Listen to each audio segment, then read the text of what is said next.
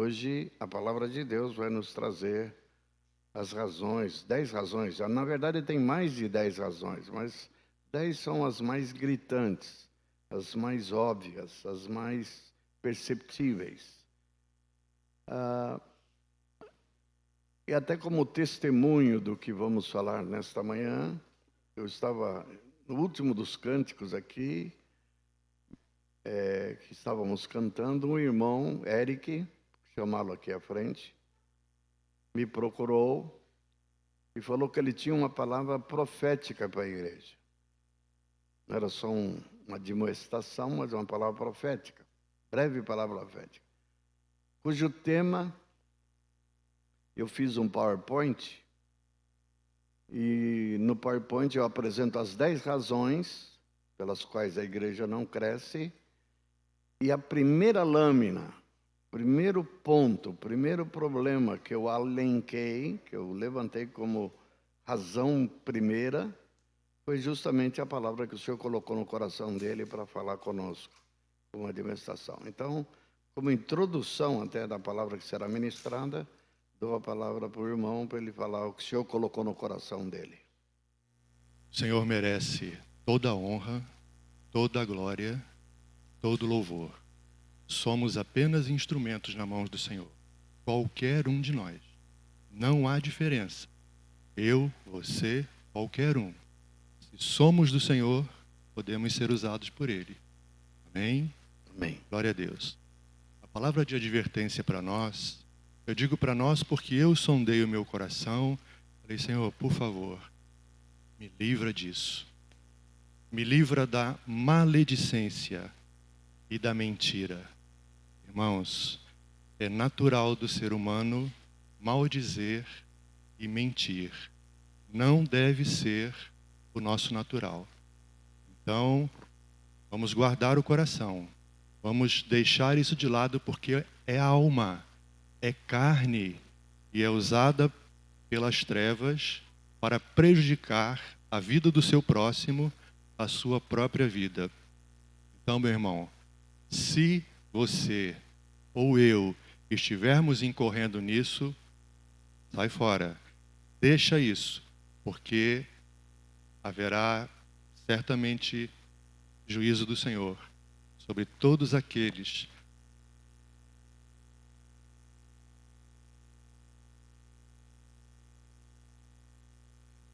que usam de maledicência e têm até destruído algumas pessoas por causa disso. Então, meu irmão, seja veículo do Espírito Santo, não veículo da carne, nem das trevas. Fuja disso, meu irmão. Lute contra isso, porque a alma deve estar sendo governada pelo Espírito Santo. Então, no nome de Jesus, eu repreendo essa maledicência, esse espírito de mentira na minha vida, na vida da igreja, porque todos nós estamos sujeitos a isso. No nome de Jesus e para a glória dele. Amém. Amém. Ouvi há muitos anos atrás um pregador que admiro muito, chamado Juan Carlos Ortiz, 40 anos atrás. E ele falava da importância do ambiente da igreja. Que os pecadores serão atraídos pelo estilo de vida que temos, que é totalmente diferente do estilo de vida que há no mundo. Nós não somos uma associação, nós não somos um ajuntamento, nós não somos um clube que temos interesses comuns e nos associamos e nos ligamos e nos identificamos como um time de futebol. A proposta de Deus para a igreja é que ela seja o veículo de revelação da sua própria pessoa ao mundo. E o termo usado pelas Escrituras, quando se refere à igreja, é que devemos ser luz E encare essa palavra luz. Nós temos uma tendência limitadora, que quando fala que eu tenho que ser luz, eu penso em mim, que eu tenho que ser luz. Sempre pensamos em caráter individual. Por que fazemos isso? Em primeiro lugar, porque nós somos extremamente individualistas. Nós somos centrados em nós mesmos. Nós somos antropocêntricos. Antropocêntrico quer dizer centrado no homem, centrado em si mesmo. Quando deveríamos ser cristocêntricos. Cristocênico. De novo, eu posso novamente pensar como eu tenho que estar em Cristo, minha responsabilidade. E isso é um problema. Por quê? Quando Deus olha para nós, Ele não vê indivíduos, ainda que Ele conhece o nome até das estrelas, quanto mais a nossa, mas Ele quer ver um povo, Ele quer ver uma nação, Ele quer ver alguém que represente na terra o propósito dEle, que é ter uma família de muitos filhos semelhantes a Jesus. Só falar de dizer semelhantes a Jesus, não precisa dizer mais nada. Quem conhece Jesus sabe como ele era, qual era o caráter dele, como é que ele era o estilo de vida dele, como é que ele vivia. Já deve nos trazer consciência. Ele vê uma família de muitos filhos. Ele não vê um indivíduo. Ele sabe o nome de cada um dos seus filhos. Isso sim, ele cuida de cada um dos seus filhos. Mas quando ele trata, quando ele vê um povo. Então, como esse povo anda, como esse povo representa, é muito importante para ele. Então, quando Deus cobra santidade, piedade, Ele está, acima de tudo, querendo que o corpo todo seja santo, que o corpo todo seja piedoso, que o corpo todo tenha unidade. Então, há aspectos que perdemos de vista quando nós olhamos as Escrituras dentro dessa perspectiva totalmente individualista. Deus tratou comigo a respeito disso há 45 anos atrás. Eu tinha uma dificuldade de unidade com os irmãos presbíteros dos quais eu fazia parte. Nós não nos entendíamos direito. Eu percebia que não tínhamos unidade. E eles também percebiam. Não tinha unidade com você, não tinha unidade entre nós, a respeito de várias coisas. A respeito do casamento, recasamento, doutrinas básicas, que nós éramos divergentes. E isso me levou a ter conflitos interiores. E aí Deus me diz o seguinte: Moacir, os que vão entrar em Canaã, casualmente eu estava ministrando sobre esse tema, eu era professor de um seminário que tinha lá e ministrava sobre panorama do Velho Testamento e panorama do Novo Testamento. Eu estava ministrando exatamente sobre a saída do Egito, a libertação do povo e a entrada em Canaã, peregrinação no deserto. Tem lições preciosíssimas, seja na libertação, tem lições preciosíssimas na caminhada do deserto e tem lições preciosas de conquista da terra de Canaã. Ele falou: Moacir, quem vai conquistar a terra não é Josué e Calebe, ainda que eles já estão prontos. Você gostaria, Deus falando comigo, de ter discípulo como Josué e Calebe? Quem que não quer? Eu mais queria. Ele falou assim: mas ainda que Josué e Calebe estejam cheios de fé e de confiança para entrar na terra, eles não vão entrar. Porque eu não trato, olha o que Deus me disse, com indivíduos. Eu trato com o povo. Eu tirei o povo do Egito e é o povo do Egito que vai entrar lá. Se estão preparados ou não é outro problema. Eu vou tratar deles aqui no deserto. Mas aí a frase é fatal. Ou entra todo mundo junto, ou não entra ninguém. Entendi ou não entendi? Claro, acabou o problema para mim. Tá isso, eu vivia chorando, né? Tá cheio de irmão débil, põe um de pé e cai, tá confusão. E Deus disse assim: isso faz parte. Josué e Calebe estão prontos para entrar agora, mas vão ter que esperar 40 anos. a pergunta que de início eu quero lançar para você. Você é dos Josué e Caleb que estão prontos para entrar? Ou você é daqueles irmãos que estão atrapalhando a caminhada? Essa é a pergunta. Então, quando nós temos uma igreja só, por que eu falo tanto de maturidade? Por que eu falo tanto contra a imaturidade? Por que eu prego tanto para que devemos crescer e deixar de ser carnais? Por quê? Porque são esses que atrasam o avanço para aquilo que Deus propôs fazer entre nós, em nós e através de nós.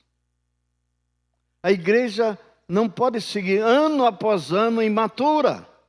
Ano após ano tropeçando nos mesmos erros, nos mesmos pecados. Não podemos.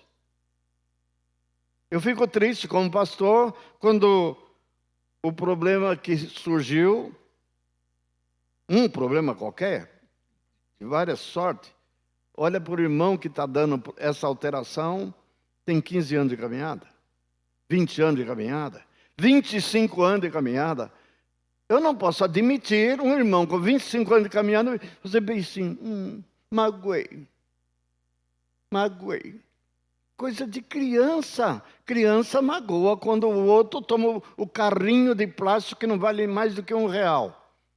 Ele magoei, e chora, e briga. Quando é criança. Então, ser criança é um problema. Nós vamos abordar daqui a pouco. Mas a primeira coisa que eu quero trazer aqui, cheguei a fazer um poema, lerei esse poema no final da mensagem. Coisa grave. Primeiro motivo. Divisão e contenda. O texto que está em Provérbios 6, 12 a 19, diz o seguinte. Vai ser exposto aí. Provérbios 6, capítulo 6, versículo 19. Essa tradução eu não gosto muito, mas tudo bem. O homem de Belial. Sabe o que é Belial? Eu não gosto dessa tradução por causa disso. O homem de Belial. Cria uma dificuldade, porque no original está Belial mesmo. É Satanás. O homem de Satanás. O homem vil é o que anda com a perversidade na boca. Acena com os olhos, arranha com os pés e faz sinais com os dedos. No seu coração há perversidade, todo o tempo maquina o mal, anda semeando contendas, pelo que sua destruição virá repentinamente, subitamente será quebrantado sem que haja cura. 6 coisas o Senhor aborrece. Se vocês verem a lista das 6 coisas que ele aborrece, que me irrita, que me tira do sério, Deus está falando isso. Tem, inclusive, falsa testemunha e assassinato. Mas aí ele põe num nível mais elevado, mais alto, mais grave. A 7ª, sua alma abomina. Abominável. Não tem palavra mais forte quando Deus quer rejeitar alguma coisa, quer dizer que aquilo dali tem que ser tirado da presença dele, é quando ele chama de abominável. Olhos altivos, língua mentirosa. Então, 6, esse daqui está citando os 6 que ele aborrece. Olhos altivos, língua mentirosa, mãos que derramam sangue inocente. Alguém matou uma criança, estuprou uma criança, matou uma criança. É gravíssimo.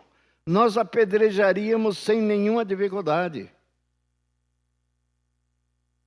Coração que trama projetos iníquos, pés que se apressam a correr para o mal, testemunha falsa, que profere mentiras. O irmão acabou de falar aqui há pouco sobre mentira e maledicência. E o que semeia contenda entre os irmãos. Semear contenda. Não é só uma questão de falar mal. Difamar. O que é a palavra difamar quer dizer para você? Analisa a palavra. vem da palavra fama. Todos nós, o nosso ego gosta do quê? De boa fama. Nós temos prazer em projetar uma reputação admirável. Nós todos queremos mostrar o lado bom da nossa personalidade, o lado bom do nosso ser. Nos empenhamos para isso. Alguns são bem-sucedidos, sem nenhuma dificuldade, até porque são genuinamente bons, e outros tentam usar um disfarce, para aparentar, às vezes, coisas que eles não são. Mas, de qualquer modo, nós queremos que falem bem de nós, não que falem mal de nós. Eu tenho a maior compaixão, a maior pena do Bolsonaro. Nunca houve nessa nação nenhum presidente que foi tão maldito, ao ponto de chamá-lo até de genocida, sem ser genocida. Entretanto, ele tem suportado. Poucos homens suportam o que ele está suportando. É a imprensa inteira, não é a esquerda que combate, é a imprensa. Os que não o apoiam difamam. Difamar é trazer má fama. A Bíblia nos proíbe, como irmãos em Cristo que somos, família de Deus, corpo de Cristo, de difamar o irmão. Note bem, falar mal dele, você nunca está autorizado, porque o irmão, mas ele fez isso mesmo. Não é questão se ele fez ou não fez, se ele é mau ou não é mau, você está proibido de falar mal dele, porque isso é produzir má fama, é denegrir a imagem dele, denegrir na cabeça do outro. Eu tive um professor, na Palavra da Vida, que ele explicou qual é o problema da maledicência. Ele diz, quando você fala mal de alguém, você está assassinando a imagem daquela pessoa na mente do que ouve. Quando eu falo mal do Fred, eu digo, o Fred? Você não conhece o Fred. Pronto, só essa introdução. Você conhecesse o Fred, você não seria amigo dele. Você conhecesse o Fred, você não emprestaria dinheiro para ele. O Fred é caloteiro. Pronto. Ele não paga. Queimou o filme do Fred ou não queimou? Com essa pessoa que está ouvindo. Se parasse nessa pessoa, aí que começa o problema. Forma uma cadeia.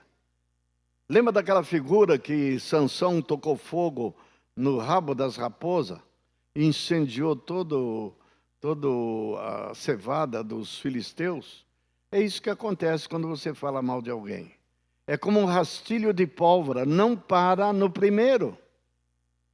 E nós, como que minimizamos a importância disso, chamamos isso de fofoca. É fazendo fofoca. E falamos que as mulheres são muito fofoqueiras, pobres mulheres. Os homens estão enquadrados nisso. Os homens também falam muito e falam que não devem. Eu, como pastor, sou pastor já há 50 anos. Vocês não imaginam o que já falaram a meu respeito. Vocês não têm ideia. E não é falar de coisas que eu fiz, ou que eu sou, ou comportamentos inadequados que algum irmão não aprove. Não é disso. De fazer calúnia, levantar coisa que eu nunca fiz. Eu já contei isso aqui. Filho de um pastor, esteve na minha casa, hospedei com carinho durante 15 dias. Como discípulo de algum discípulo do passado. Ele esteve na minha casa, foi para São Paulo e falou uma mentira, não é mentira, uma calúnia. A coisa é grave por causa do que ele falou. Eu fui na boate com a Beth. Sabe quantas vezes eu fui em boate? Eu fui em boate quando eu era solteiro, já foi. Casei nunca pisei na boate. Eu fui na boate, bebi muito, tinha a cara, e arrumei uma confusão lá, bati em meio mundo, que eu sou boxeador, então bati num monte de gente, teve vários seguranças a me agarrar, fui preso. Meu Deus do céu, de onde saiu isso? E sabe onde caiu isso? Em Porto Alegre, no ouvido dos pastores dos quais eu saí. É claro que pastor que me conhece a fundo e confia na minha pessoa, no meu caráter, mesmo esses podem falar assim, será? Moacir está mal mesmo, hein? Perceberam? Aí, isso não tem problema. Tem problema, porque isso se espalhou na igreja inteira em Porto Alegre. Esse infeliz. Ele nem é de Porto Alegre, ele é de São Paulo. A pergunta que fica, amados, isso que dá tristeza. Quem é esse homem? Por que ele falou isso? E não era um garoto, não. Ele tinha 30 e poucos anos, casado já. Brincadeira. Filho de pastor. Não por ser filho de pastor, né? Mas ser um cristão. Esse é um. Dessas assim, eu tive mais ou menos umas 10. Aí eu entendi. Levou tempo para eu entender. O diabo trabalha por trás disso. O diabo ataca dessa forma. Para me desanimar, para me desencorajar, para me entrar ódio no meu coração. Sim ou não? Porque como é que eu vou ser amigo desse infeliz? Quando é que eu vou receber ele de novo na minha casa? Pergunta se você receberia. Eu falo, não, eu fecho meu coração. E me acho justificada por agir dessa forma. Dividiu o corpo ou não dividiu? E vou pegar e vou difamá-lo também. Vou dizer o que ele fez comigo para todo mundo, como defesa até. Correto? Sim ou não? Sim. Me justifico. Está feito a encrenca. Está do jeito que o diabo gosta. Está dividido o corpo. O que a Bíblia manda eu fazer? Eu quero que vocês me conheçam. Sabe o que eu fiz? O que a Bíblia mandou. Eu fui até São Paulo. Ele teve sorte ou azar, que o pai dele, que não sabia dessa encrenca que ele fez, me convidou para ministrar lá. Olha só que situação. Eu estou sentado na mesa, com o pai e a mãe, depois da conferência que tivemos de 3 dias, não mencionei nada, não demonstrei nada, ministrei. Ele lá sentadinho no banco, me ouvindo. Não sabia que eu sabia. E eu o tratei muito bem? Claro que é difícil, hein? Não é mole não. Vontade dele era dar um murro na barriga dele. Eu sabia dar. Me controlei. Senhor, ajuda-me. Segura o velho homem. Segura o Moacir.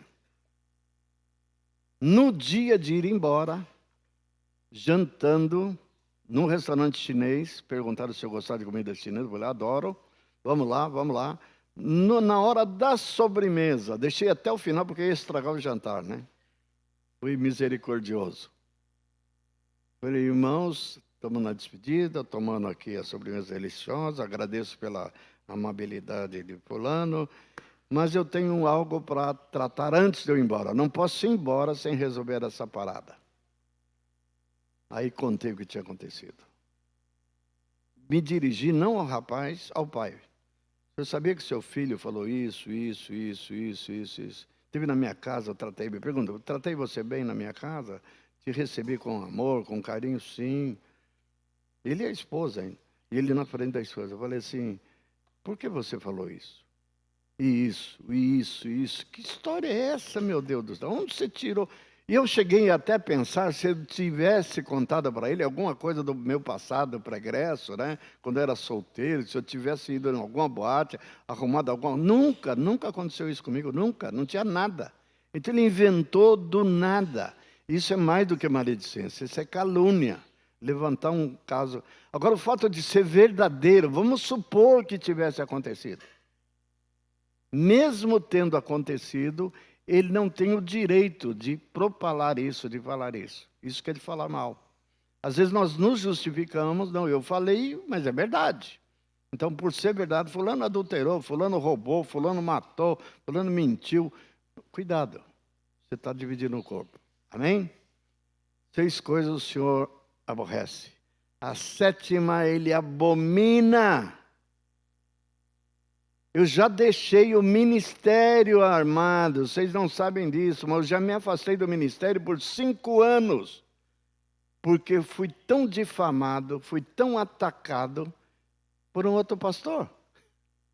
Vocês verem, as mulheres levam a culpa, mas tem pastor de língua de trapo. Vocês nem imaginam quando os pastores se reúnem, quanta maledicência rola entre eles. Amados, isso o grande empecilho para a igreja estar dividida e não crescer.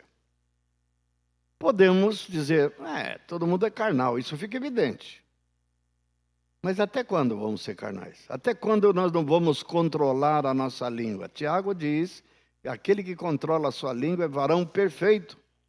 Nós somos chamados para bendizer o irmão. O que significa isso? É para eu falar que o Fred é um bom marido, que é um bom pai. Mas vamos supor que ele não está sendo nem um bom marido, nem um bom pai. Não é para você falar, para ninguém. E se você vê ele pisando fora do caminho do Senhor, o que você tem que fazer? Procurá-lo e edificá-lo. Irmão, você está meio com o pé fora. Você está tratando mal sua esposa, com grosseria, você não está sabendo educar seu filho. Mas não é porque eu devo falar isso, porque sou pastor. Qualquer irmão deve procurar o irmão que está com o passo errado e adverti-lo, admoestá-lo. Amém? Por que falamos mal? Um dos motivos, não temos acesso à pessoa. Não temos coragem de chegar para a pessoa e confrontá-la. Tem que confrontar. Nós ficamos cheios de dedos, de melindres e não falamos. Isso foi outro professor que falou que nós falamos mal de alguém porque não temos acesso àquela pessoa. Por exemplo, vocês nunca vão ver eu falar mal da Beth para vocês. Por que não? Só falo bem da minha esposa. Por acaso ela é uma santa, ainda que tem vários irmãos na congregação que chamam de Santa Beth, Henrique é um deles. Eu fui tentar falar dos defeitos dela numa reunião de discípulos, eu falei assim, ela é muito quieta. Aí um irmão vira e falou assim, e isso é defeito? É o que os homens mais querem das suas esposas, que fiquem de boca fechada? E era verdade, pior que eu estava queixando dela que ela fala pouco. Ela não se preocupa consigo mesma, ela se doa muito, fica só vivendo em função dos filhos, dos netos, dos irmãos. Ela não se preocupa com ela. Aí alguém falou, e isso é defeito? Eu quisera que a minha esposa tivesse esse defeito. Perceberam? Então nem o marido dela acha defeito para denunciá-la. Não tinha. Os defeitos dela eram virtudes. Santa Beth, né? Mas, amados, se eu tiver qualquer problema com a Beth, o que eu faço? Vou reunir o presbitério, reunir os irmãos e denunciar minha mulher. Não faço isso. Sabe o que eu faço? É o que o Fred faz. Ele fala com a mulher. Nós temos que falar com a pessoa que não está nos incomodando, ou irritando, ou errando conosco, falhando. Falamos. Comunicação. E é isso que Jesus manda fazer. Falar que uns com os outros. Se alguém tem motivo de queixa contra outro, acerta com ele, procure o irmão. Ele não te ouviu, ele não quer me ouvir. Chama uma testemunha. Fala de novo, a mesma coisa. Ele não me ouviu, leva para a igreja. Traz ele para uma congregação com essa e faz a denúncia. Esse infeliz aqui, prestei um dinheiro para ele, ficou de me pagar há um mês atrás, faz 5 anos que ele não me paga. Já cobrei 1000 vezes. E ele, pior ainda, sabe o que ele falou? Que não vai me pagar, não. Pronto. É verdade? Vou usar você, me perdoe, Fred. É verdade, Fred? Não tem problema, né? Aí o Fred falou assim, é verdade. Pronto. Aí é a hora de... O coro vai cantar. Pronto, simples, assim que se resolve. A disciplina da igreja tem que ser mais exercida entre nós. Mas tem alguns irmãos... Se for disciplinado, só ameaça de ser disciplinado, faz ele ir embora. Irmão, quando é que nós vamos crescer, irmãos? Quando é que vamos aprender? Tem irmãos que já foram embora por causa de não aceitar disciplina. Nem foi aplicada disciplina nenhuma, havia a possibilidade. Caso ele não se arrependesse, caso ele não mudasse, aí sim disciplina. O cara está arrependido, não precisa de disciplina, remove a disciplina. Foi embora. É isso que me afeta e me dói o coração de pastor. Muito infantil, não aprendeu nada. Temos um casal aqui, não vou citar o nome para não comprometer, que eles iam disciplinar o filho e ele falava o quê? Ia embora. E era jovenzinho ainda. É assim que os filhos... Meu filho, o Sandy, sabe quantos anos ele tinha? 3 anos. A irmã da Beth morava no fundo, no edícula do fundo da minha casa. E ele falou assim, se o papai for me corrigir, eu vou mudar de casa. Nem tinha nem 4 anos. E pensa que ele estava brincando? Eu falei, que é isso, meu filho? Eu vou embora. Ele pegou uma maletinha da Beth, botou umas camisinhas dele, umas cuequinhas dele lá, pegou a malinha e foi embora. Mudou para a casa do fundo. Aí a irmã da Beth, não tinha nem filhos na época, olhou, o que você quer aqui, meu filho? O que você está? Ele falou assim, ele ficou brincando na varanda, não teve coragem de pedir para entrar. Ela falou assim, eu vou morar aqui, ele falou. Aqui na minha casa? Mas o que aconteceu? Ele conta. Ela pegou e mandou ele de volta, claro. Aí ele volta, ele fica na varanda também, ele não entra não. Aí a mãe dele perguntou, o que você está fazendo aqui? Você não tinha ido embora? Então, uma criança de 3 anos. Nós não gostamos de ser corrigido. Mas a Bíblia fala que a disciplina é saborosa, gostosa, a gente morre de rir. Não, diz toda disciplina no momento não parece ser motivo de alegria, mas de tristeza. Ao depois, os que têm sido por ela exercitados se tornam frutos de justiça. E por que Deus quer que sejamos corrigidos e disciplinados? Diz o motivo. Diz assim, para que sejam participantes da sua santidade. Hebreus 12. Participantes da sua santidade. Amém? Então, maledicência é gravíssimo porque você divide os irmãos, semeia contendas. E ao semear contenda, o corpo fica dividido. Então imagina quantas contendas havia na igreja de Corinto. E a contenda e a maledicência evidencia a falta de amor, de respeito, de honra. Não se honra. Falta de respeito. Não que o Moacir seja um santo, tenha defeitos. Mas a maioria das vezes, quando levantam coisa contra mim, não procede. Não é que eu estou me justificando, não procede. E se procede, cabe a mim me retratar e pedir perdão. Me perdoe, acertar, resolver. Mas esses infelizes que falam mal, não te procuram, não falam nada e saem falando mal, inclusive, fora do círculo da igreja. Grotesco isso. Ao ponto de o que ouviu era de mim. Falou assim, e por que você fica com esse pastor? Cai fora. O pastor em evidência aí era eu. E tem motivo. Não posso trazer o assunto aqui, mas eu asseguro que os que sabem da situação, eu não cometi erro algum. Nesse sentido, para ser difamado, ok? Então, amados, cuidado com o que você fala. Ponha freios na sua língua. Se você não pode falar bem de A, de B, de C, então cala a sua boca. Amém? Cala. Fica de boca fechada. Segunda lâmina. Apagou.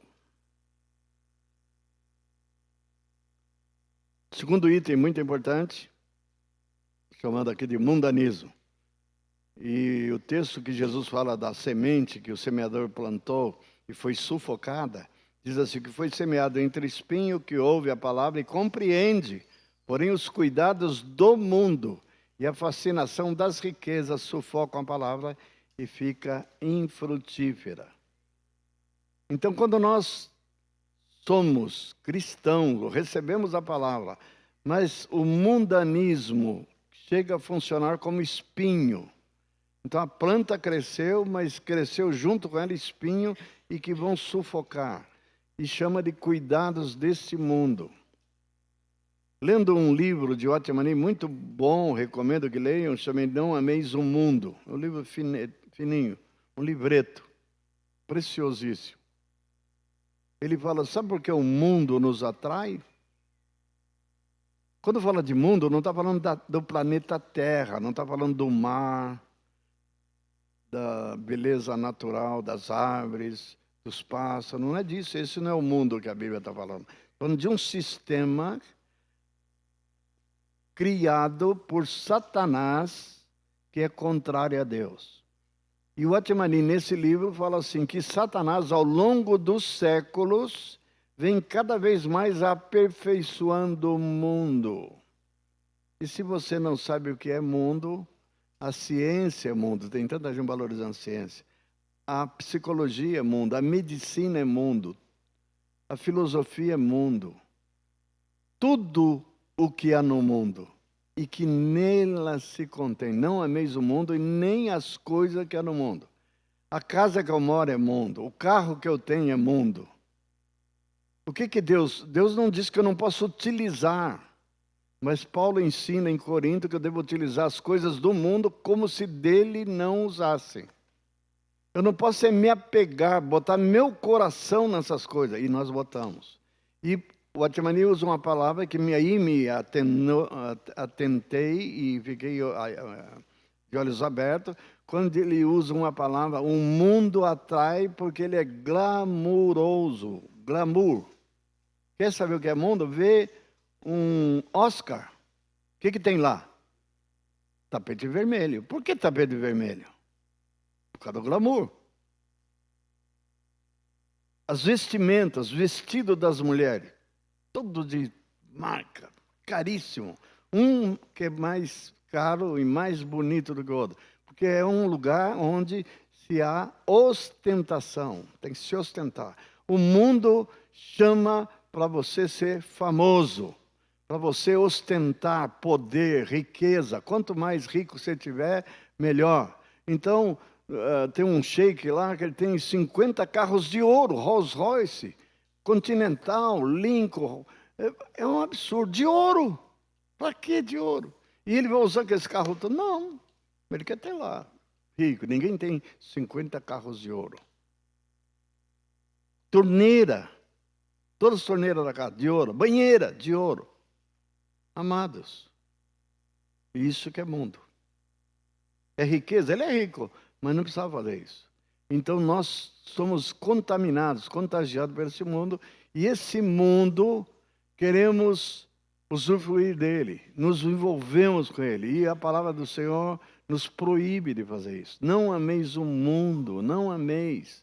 E aquele que ama o mundo, o amor do Pai, nele não está. Aqui está a sentença de morte. Quer amar o mundo? Tu ama. Mas o Pai está fora, o Pai não está com você, não. O Pai quer que você ame Ele, ame o reino dEle, que se contrapõe com esse mundo. Então o mundo acaba sendo um problema para o crescimento da igreja. E nós não podemos ser mundanos, nem ser influenciados por esse mundo. Próxima lâmina. Vida pecaminosa. Alguém pode dizer, mas carne é fraca. Todos nós pecamos. Aí já estamos num status de que tudo é justificável. Quero dizer uma palavra para vocês, amados. Nós somos chamados não para viver no pecado. Nós somos chamados para ser santos. Quem é que foi chamado? O pastor. O pastor tem que ser santo. Não o pastor, não. Ou só o pastor. Todos somos filhos de Deus. Ele é santo, logo os seus filhos têm que ser santos. E para que não fique dúvida que santidade é essa, não é aquela santidade da argolinha na cabeça dos santos pintados aí pelos pintores, né? Aquela argolinha não. Sede santo, diz Pedro, em todo o vosso procedimento. Santo. Ser bom como Deus é bom. Ser justo como Ele é justo. Ser generoso como Ele é generoso. Então, não é só não fazer o mal. Ser santo é isso. Se você pensa que é não pecar só, é deixar de fazer o mal e, no lugar do mal, fazer o bem. Então, a vida pecaminosa, olha o que a Bíblia diz. Hebreus 10, 26 a 31. Muito sério. Tiraram, cortaram. Deixa aí. Ei. Apagou meu texto aqui. Apertaram no lugar errado aí. O que aconteceu aí, operadora? Ah, voltou. Bem na hora do pecado aqui, não pode fazer isso não. Porque se vivemos deliberadamente em pecado, depois de termos recebido pleno conhecimento da verdade, já não resta sacrifício pelo pecado, pelo contrário, certa expectação horrível de juízo e fogo vingador, prestes a consumir os adversários. O texto, eu memorizei ele até sem querer, não sei se é sem querer, de tanto ler, a gente memoriza. Esse texto aqui está dentro de um contexto maior. Diz assim: se pelo depoimento de 2 ou 3 testemunhas morre quem tiver rejeitado a lei de Moisés, que é assim que acontecia, de quanto mais severo castigo julgai vós, merecedor, aquele que calcou aos pés o Filho de Deus, ultrajou o Espírito da graça e profanou o sangue da aliança. A gente cita esse texto isolado, é para ler dentro do contexto. Diz, horrível coisa é cair na mão do Deus vivo. Nós pensamos nos ímpios. O texto não está sendo dirigido aos ímpios, está dirigido ao povo de Deus, aos herdeiros. Porque o texto anterior, que diz que horrível coisa é cair na mão do Deus vivo, diz assim, o Senhor julgará o seu povo. É o povo dele. Esse viver deliberadamente em pecado, ele não está falando do mundo, não. O mundo vive no pecado mesmo, não tem jeito. Mas está dizendo como que nós somos o alvo. Porque diz, depois de ter recebido pleno conhecimento da verdade, nós somos dos que conhecem a verdade. Nós somos que conhecemos o caráter de Deus, o que Deus quer que eu faça. Então, esse pecado deliberado, intencional, consciente, permanente, um dia vai ter juízo. Deus é longânimo, Deus é gracioso, Deus é misericordioso. Alguns confundem graça com liberdade para pecar. Ele justifica o pecador, mas nunca o pecado. Nunca. Aos maldizentes ele diz que é para disciplinar. Em Corinto, Paulo fala que se aquele que fala mal do seu irmão, maldizente, com esse tal nem comais, expulsai do vosso meio o malfeitor, mandar embora. Eu temo dizer, me permita dizer isso, se for mandar embora todo mundo que fala mal, talvez a igreja fique vazia. Terrível. Tomo mal ou não tomo? Amados, cai essa ficha. Não dá para viver deliberadamente em pecado, depois de ter recebido o conhecimento da verdade. Amém? Isso impede da igreja crescer. Não é um ambiente saudável. Podemos avançar. Incredulidade e desobediência. Tudo que realizamos é pela fé. Tudo que realizamos é pela obediência. Então, se nós somos incrédulos e achamos que a incredulidade é uma coisa de somenos, não crie. Não é assim não. A incredulidade é um pecado grotesco contra Deus. Não haja entre vós perverso coração de incredulidade que vos afaste do Deus vivo. Quer ficar longe de Deus? Seja incrédulo. Não adianta orar se você é incrédulo. Não adianta pregar se você é incrédulo. Não adianta estender a mão e orar por um enfermo para ele ser curado, se você é incrédulo. Deus honra a fé e nunca a incredulidade. Você é responsável. Se nunca te disseram isso, vai ouvir agora. Você é responsável por sua incredulidade. Você é responsável por sua desobediência. Você é responsável, ninguém mais. Por isso a palavra de advertência. Tende cuidado. Tende cuidado. Se você não se cuida, o coro vai cantar. Não vai acontecer nada, a não ser a sua ruína. Eu tenho que crer. E Deus me dá subsídios aos milhares, motivos aos milhares para eu crer nele. Crer nele. Você tem alguma dúvida que Deus é bom? Você tem alguma dúvida que Deus é poderoso? É só olhar para as estrelas, para o céu, para as galáxias. É impressionante o poder dele. Ele me mantém vivo. Nele nos movemos, dele respiramos. Se eu estou aqui com 77 anos, não me movendo, pregando para vocês, ele que me sustenta, porque a hora que ele fizer assim, tem Covid, eu tenho medo de Covid. Sabe por que eu não tenho medo? Você quer saber o que me mantém longe do medo? Que eu creio em Deus. Mesmo que eu pegue Covid, ele, se ele quer me manter vivo, ele vai me manter vivo. E ele mandou eu pedir, Senhor, conceda-me longa vida. E ele me dá. Vou dizer algo aqui que pode assustar vocês.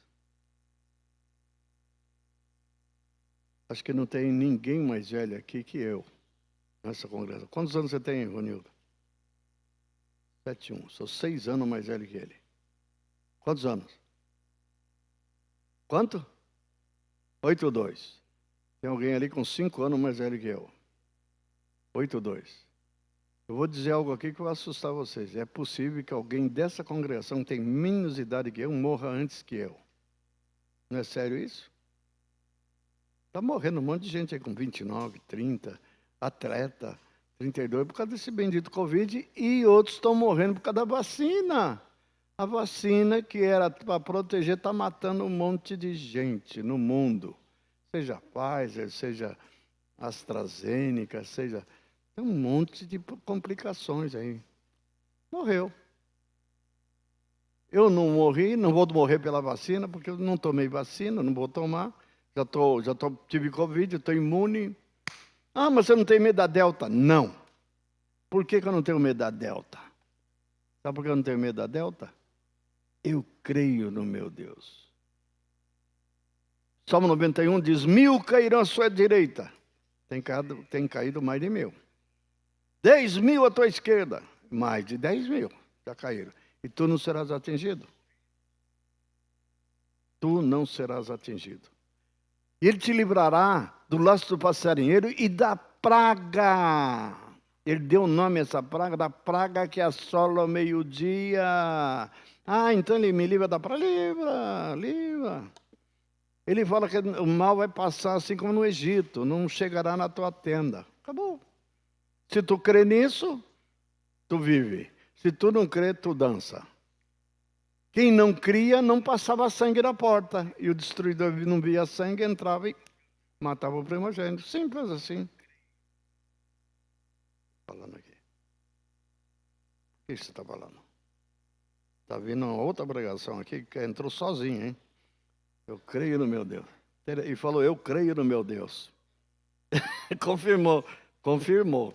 Eu creio no meu Deus.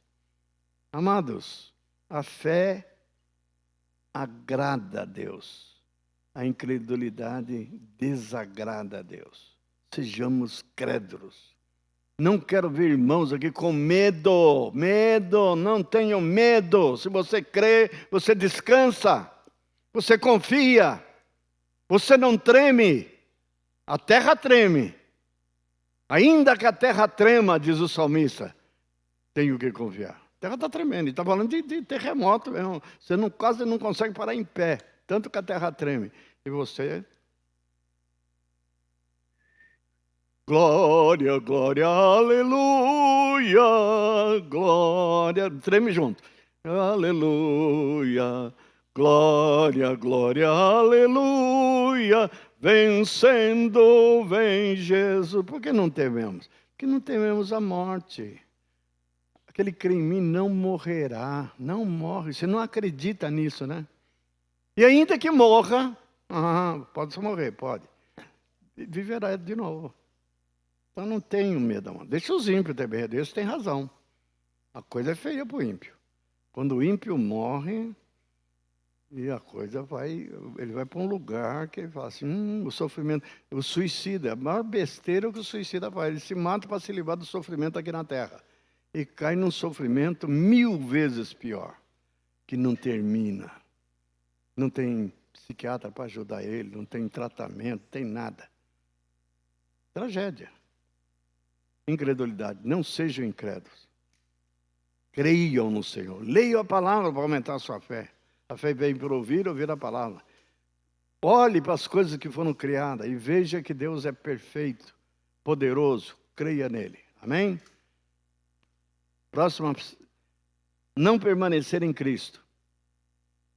Jesus disse em João 15:4, diz: permanecei em mim e eu permanecerei em vós. Como não pode o ramo produzir fruto de si mesmo, se não permanecer na videira, assim nem vós podeis dar, se não permanecerdes em mim. Aqui é uma coisa importante, o fruto que devemos dar é fruto de Cristo.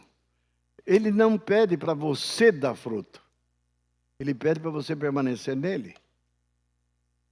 Aí está diferente, nós queremos dar fruto, sem permanecer. E nos esforçamos, não dá. Permaneça, esteja ligado a ele, conectado a ele. E descanse, no devido tempo dará o seu fruto. Ponto final. Vamos continuar. Mais 10 minutos. Próximo. Um viver segundo a carne. Não precisa falar muito sobre isso. É só ler Corinto, lá vocês vão ver o que é viver segundo a carne. Portanto, os que estão na carne não podem agradar a Deus. Porque os que se inclinam para a carne cogitam das coisas da carne. Por isso, o pendor da carne é inimizade contra Deus. Pois não está sujeito à lei de Deus, nem mesmo pode estar. Irmãos, muitos estamos sendo enganados pelos carismas. Achamos que ser carismático, nós estamos na bênção máxima e nos tornamos espirituais. Precisamos falar em língua, sim. Precisamos interpretar língua, sim. Precisamos profetizar, sim. Precisamos curar os enfermos, sim. Precisamos ter dom de conhecimento e de sabedoria, perfeito. Só que os coríntios diz que não lhes faltava nenhum dom. E Paulo chama todos eles de carnais. Por quê? Havia ciúmes e contendas entre eles, divisões. Brigas ao ponto de levar um irmão para o tribunal, para processar ele. Paulo fica indignado com isso. Precisamos de carismas, urgente, porque se nós não temos dons, não podemos operar, não podemos funcionar adequadamente se queremos ter fruto. Mas ter os carismas, ter os dons, todos eles, e não ter um elemento, um único elemento que se chama amor. Paulo diz, o que adianta esses dons? Para que servem? Se tivesse o dom de profetizar, ter o dom, tamanha fé ao ponto de dizer aos montes, para transportar para os mares, mas se não tiver amor, aí ele termina uma frase triste, nada disso se aproveitará. Então nós temos que focar as duas coisas, juntos, não vamos voar com uma asa só, ou essa ou essa. Antigamente se faz o contraste entre carisma e caráter, como se pudéssemos escolher. Não é para você focar o caráter do indivíduo, e o caráter você fala de ser um bom marido, tratar bem a esposa, pagar as contas em dia, não dar cheque sem fundo, e chamamos isso de discipulado. Um desastre. O que o cara adianta ele pagar a conta dele em dia, não dar cheque sem fundo, mas não ama a esposa, não ama os filhos, não ama a Deus, não ama o pecador? Falta, não tem carisma nenhum, nem línguas ele sabe falar. Amados, temos que ter as duas asas. Aí sim. Outros, para piorar, enfatiza tanto o carisma e caráter não é importante, deixa para lá. Teve um irmão que chegou para mim, hoje ele nem está conosco, falou assim, eu odeio o discipulado. Só fica falando que eu estou errado aqui, errado ali, errado lá. Não aguento isso, eu não quero mais isso. Quero só carisma. Aí, ele adora a igreja de Corinto, só quer ficar na igreja de Corinto. A igreja de Éfeso, a igreja de Colosso, não interessa. Amados, be balance é uma palavra inglesa que quer dizer equilibrado. O prato da balança não pode pender nem para um lado nem para o outro. Temos que ser a igreja dessa cidade mais carismática que existe. Que Paulo pudesse dizer para nós que a nós não nos falta nenhum dom. Aleluia! Nenhum dom. Mas que haja, em contrapartida, homens e mulheres de caráter íntegro, comprometidos uns com os outros, que não falam mal uns dos outros, que se amam verdadeiramente, estão dispostos a se dar, se sacrificar pelo irmão. Amém? Sem isso nós não avançamos, não. Não podemos andar segundo a carne. Nós somos chamados para andar segundo o Espírito. E quem está na carne, age na carne, anda na carne, diz que se torna inimigo de Deus. Você quer ser amigo de Deus ou inimigo de Deus? É amigo. Então anda direito, infeliz. Dá um jeito de resolver esse probleminha aí, né? Tá bom? Bola para frente. Viver na força natural. Além de ser carnais, quando falamos de carnal, está apontando mais pelos os pecados grosseiros. Mas podemos eliminar os pecados notórios, grosseiros, e ainda assim temos um problema. Queremos realizar a obra de Deus na força do nosso braço, na força da nossa sabedoria, na força de nosso conhecimento. Nada de força natural. Quando Jesus sentencia, sem mim nada podeis fazer, é porque eu tenho que depender dele totalmente, não em parte, só dele. Na minha força, eu vou fazer isso aqui, ó. Contudo, se alguém edifica sobre o fundamento é ouro, isso vem de Deus. Prata, isso vem de Deus. E pedras preciosas, isso vem de Deus. Olha o que vem da força do braço natural. Madeira, feno e palha. Manifesta se tornará a obra de cada um. No dia do julgamento de nossas obras, Jesus vai chegar. Cadê suas obras? É isso aqui, ó. Aí tem um monte lá. Ele vai pegar e botar fogo. Se põe fogo no ouro, não acontece nada. Para não dizer que não acontece nada, ele purifica mais. Na prata, idem. Pedras preciosas, idem. Não pega fogo. Em compensação, a madeira, o feno, então, nem se fala. E a palha. Eu era garoto, tinha que acender de manhã, levantar e acender um fogão a lenha. O que eu usava para acender? Duas coisas, graveto, pauzinho fininho, e palha de milho. Bota lá, acende o fósforo, põe ali, a palha na hora, imediatamente pega fogo. Isso se consome, vira cinza. Se as obras que você está fazendo na força da carne, sem ser pelo Espírito Santo, é palha. Ah, não é palha, é feno, dá na mesa. Ah, não é feno, é madeira. Madeira é mais nobre. Pode ser até mais nobre, mas vai pegar fogo também. Então, a obra que vai receber galardão é a que permanece diante do fogo. E essa é feita no Espírito. Então, não posso ser carnal, não posso andar na força natural, tem que agir, tem que ser gerado em Deus. As obras que Efésios 2:10 fala, somos feitura sua, criados em Cristo Jesus para as boas obras, não é só fazer o bem, é fazer o bem nele, com ele, gerado por ele. O fazer é dele, o fazer é de Jesus, não o fazer seu. O fazer de Deus, através de Jesus. Sem mim, nada podeis fazer. Amém? Vamos lá, próximo. Falta de pregação do Evangelho. Isso é mais óbvio que isso é impossível. Qual o texto? Romanos 10:14 diz: como, porém, invocarão aquele em quem não creram? E como crerão naquele de quem nada ouviram? Se não há quem pregue. Parte do problema da falta de crescimento da igreja é porque não tem pregadores. Não pregam, ninguém dá testemunho. Não abre a boca.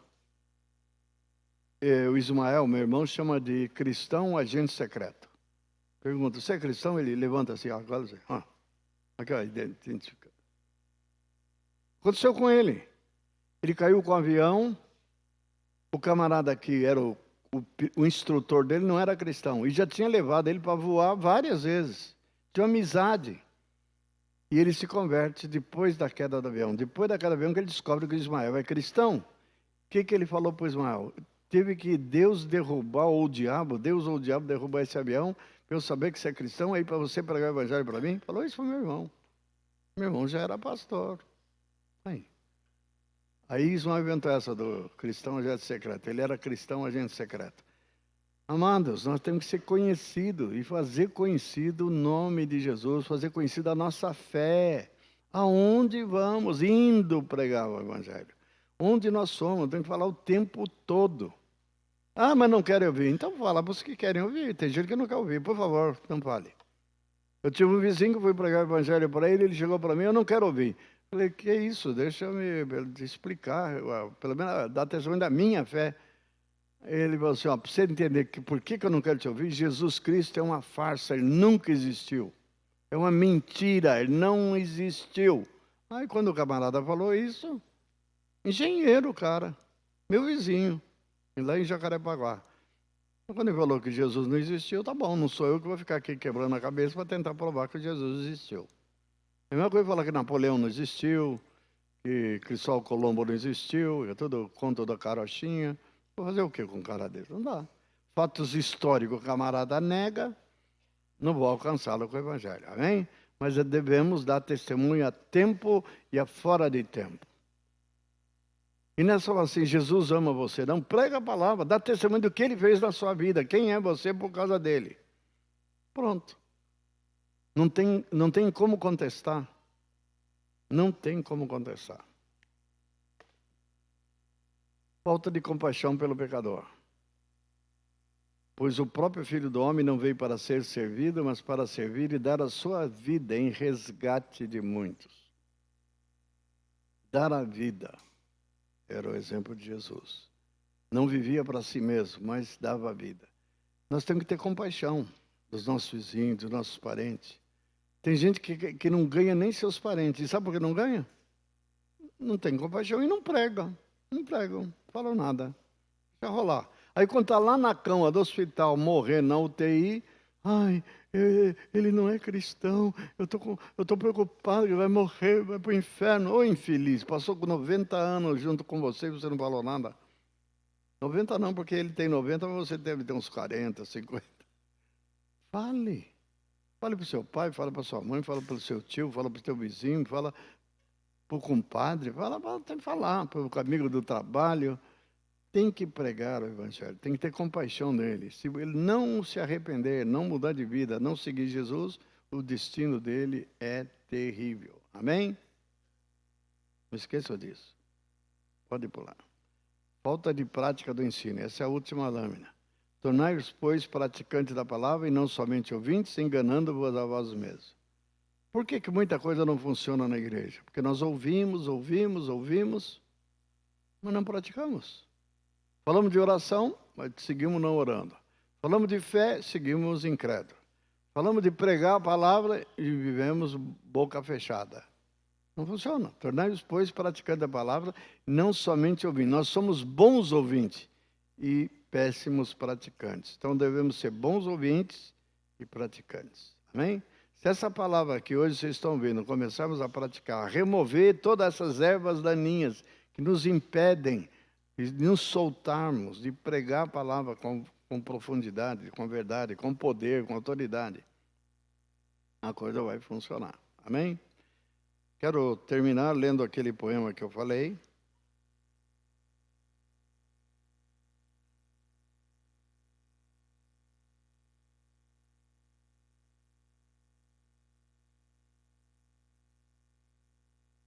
Vamos lá.